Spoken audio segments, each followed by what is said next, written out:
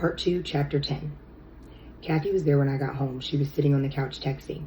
"Where were you?" she asked without looking up. "Just a walk. How was rehearsal?" "All right, tiring." I watched her texting, wondering who she was writing to. I knew this was my moment to speak. "I know you're having an affair. I want a divorce." I opened my mouth to say it, but I found I was mute. Before I could recover my voice, Kathy beat me to it. She stopped texting and put her phone down. "Theo, we need to talk." "What about?" "Don't you have something to tell me?" Her voice had a stern note. I avoided looking at her in case she could read my thoughts. I felt ashamed and furtive, as if I were the one with the guilty secret. And I was, as far as she was concerned. Kathy reached behind the sofa and picked something up. At once, my heart sank. She was holding the small jar where I kept the grass. I'd forgotten to hide it back in the spare room after I'd cut my finger. "What's this?" She held it up. "It's weed." "I'm aware of that. What's it doing here?" "I bought some. I fancied it." "Fancied what? Getting high? Are you serious?" I shrugged, evading her eye like a naughty child. "What the fuck? I mean, Jesus." Kathy shook her head, outraged. "Sometimes I think I don't know you at all." I wanted to hit her. I wanted to leap on her and beat her with my fists. I wanted to smash up the room, break the furniture against the walls. I wanted to weep and howl and bury myself in her arms. I did none of this. "Let's go to bed," I said, and walked out. We went to bed in silence. I lay in the dark next to her. I lay awake for hours, feeling the heat from her body, staring at her while she slept. "Why didn't you come to me?" I wanted to say. "Why didn't you talk to me? I was your best friend.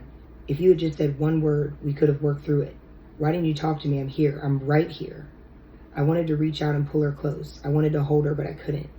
Kathy had gone. The person I loved so much had disappeared forever, leaving this stranger in her place. A sob rose at the back of my throat. Finally, the tears came, streaming down my cheeks. Silently, in the darkness, I wept. The next morning, we got up and performed the usual routine. She went into the bathroom while I made coffee. I handed her a cup when she came into the kitchen.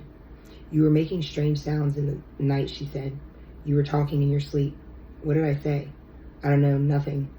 "Didn't make sense, probably because you were so stoned." She gave me a withering look and glanced at her watch. "I have to go, I'll be late."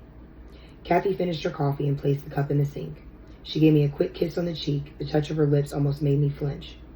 After she left, I showered. I turned up the temperature until it was almost scalding. The hot water lashed against my face as I wept, burning away messy, babyish tears. As I dried myself afterwards, I caught a glimpse of my reflection in the mirror. I was shocked. I was ashen, shrunken, had aged 30 years overnight. I was old, exhausted, my youth evaporated. I made a decision there and then. Leaving Kathy would be like tearing off a limb. I simply wasn't prepared to mutilate myself like that, no matter what Ruth said. Ruth wasn't infallible. Kathy was not my father. I wasn't condemned to repeat the past. I could change the future. Kathy and I were happy before. We could be again. One day she might confess it all to me, tell me about it, and I would forgive her. We would work through this. I would not let Kathy go. Instead, I would say nothing. I would pretend I had never read these emails. Somehow I'd forget. I'd bury it. I had no choice but to go on. I refused to give in to this. I refused to break down and fall apart. After all, I wasn't just responsible for myself. What about the patients in my care? Certain people depended on me. I couldn't let them down. Good shit, people. That's a wrap.